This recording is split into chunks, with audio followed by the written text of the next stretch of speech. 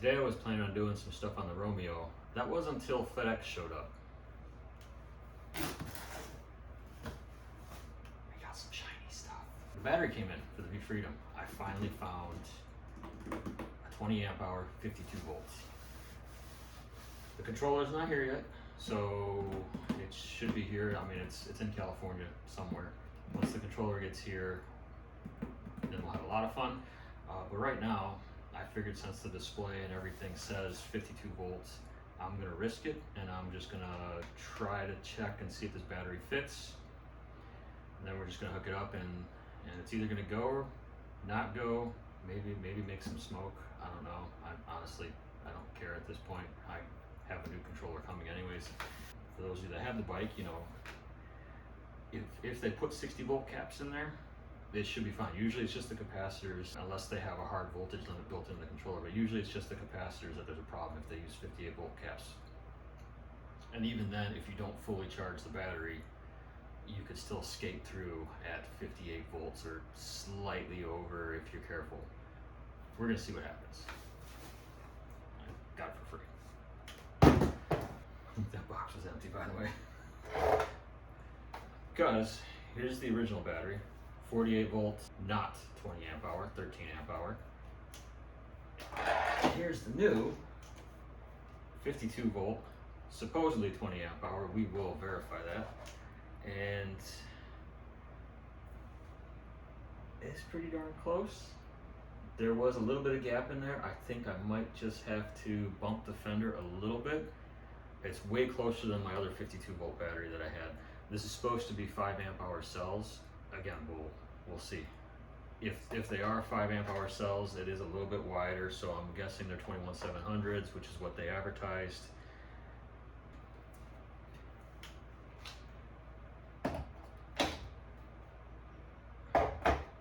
So I think on the docket today is, hopefully, there was a whole bunch of thunder about 5 minutes ago.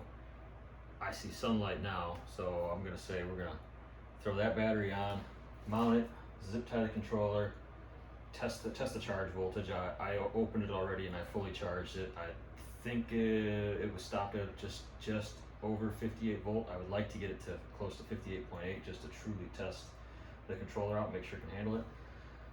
We'll set the display to 52 volts, and then we'll take it for a little test rip. Okay, moment of truth.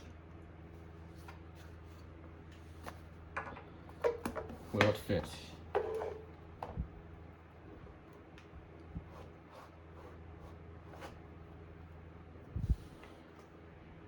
That's too close to tell.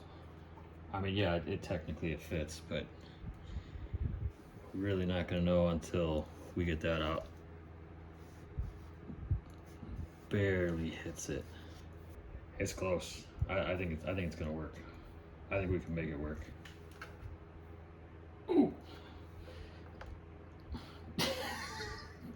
Okay, well, she ain't gonna be able to get that out, so we're definitely gonna have to fix the fender issue, but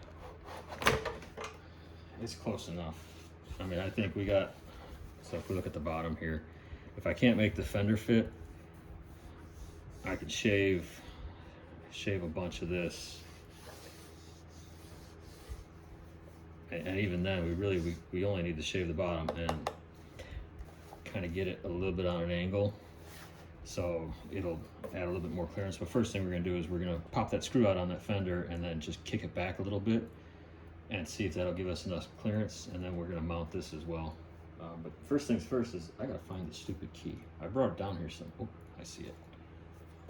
My daughter doesn't know that this battery exists yet. She's heard word that I'm gonna be working on the bike, but she doesn't know what we're doing. She doesn't know that there's a new controller coming, and she's going to school in 2 weeks. So next time that she rides it, she's gonna be in for a little bit of a surprise. Or I'm gonna smoke it and then just gonna tell her that it broke and she's got the other bike still. We just won't tell her that part. Make sure she doesn't find these videos. Okay. And mounting screws.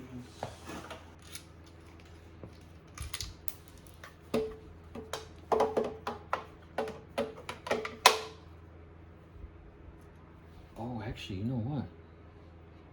This battery's shorter. We might be able to sneak it up so we don't actually need to clear the full fender. Let's try that. We'll try sneaking it up a little bit and make sure we can clear the seat. So the screws they give us, the threads are the same. One problem is the last hole. If I want to sneak it all the way up, I will not be able to put a screw in there, so I'll probably have to cut that out.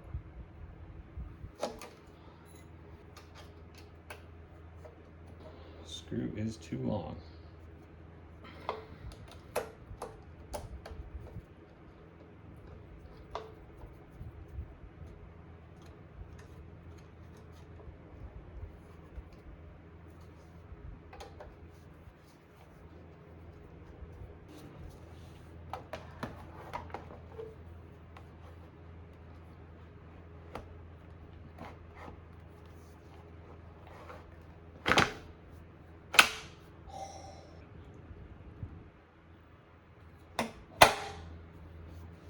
Oh, that's perfect. So we might be able to sneak this up. Maybe we can bend this lever up a little bit too. Get us a little bit of clearance there. So if we can sneak that up, that would actually give us a little bit of room down here, because we're gonna have to do something with this controller. So I'm gonna have to make something. I don't have extensions. I mean, ideally I'd like to mount it somewhere right around here, but we'll probably make something to just fit right underneath there. Let's see how hard this is to take off. Not too bad, actually. Until you try to pull it out. Okay. That's not bad. That's not bad at all. Well, let's see what happens.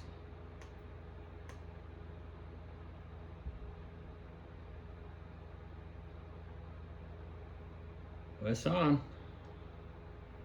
I checked the voltage. We're at 58 volts. Let's put it in 1.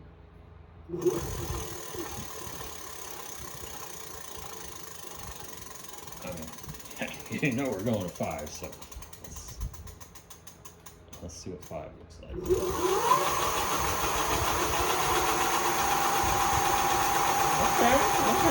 not bad. So this thing's off by, I believe, 6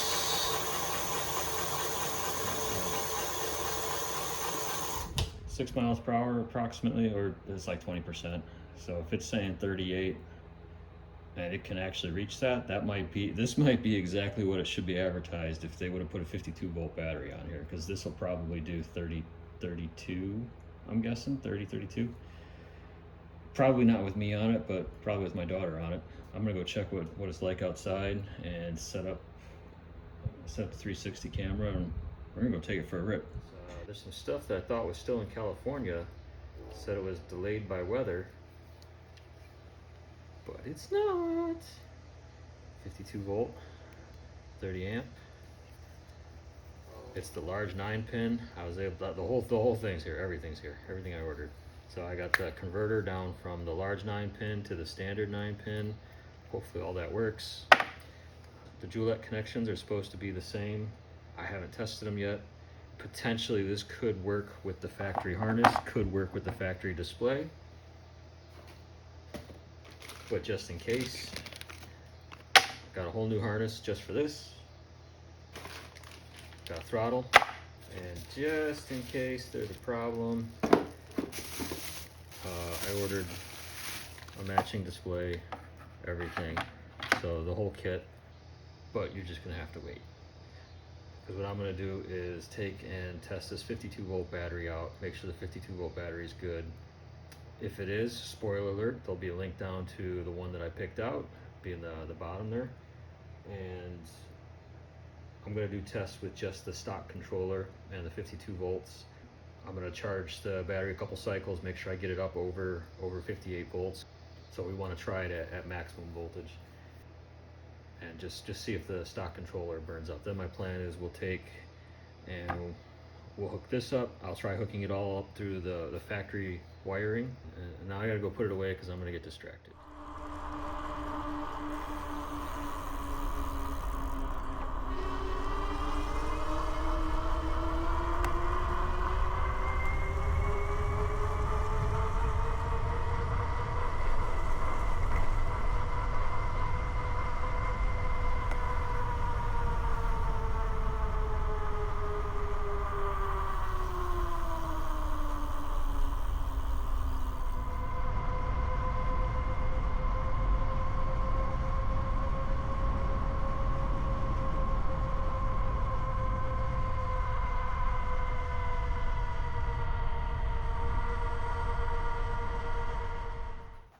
Alright, so just went for a 10-mile ride. They should have put a 52 volt battery on there. Acceleration is just a little bit more. I think if I probably took the other one and just like jumped back and forth, I might be able to tell better, but just jumping on it seems about the same. Where you really notice the difference is the top end. 30, 28 without pedaling, 29, 30 if I pedal. I got it up to 32, like 32.5 I think was the highest, going down a small hill. I think, you know, I'm 220 pounds, so I think with my daughter on there, she's 100 pounds. I think she's gonna be able to get mid-30s, 34. We'll definitely be able to do a better race before I put the bigger controller in. We'll try doing another race against the twin motor and see how close she gets. And where you really notice the difference is not the first time you accelerate. It's like when I was 10 miles in,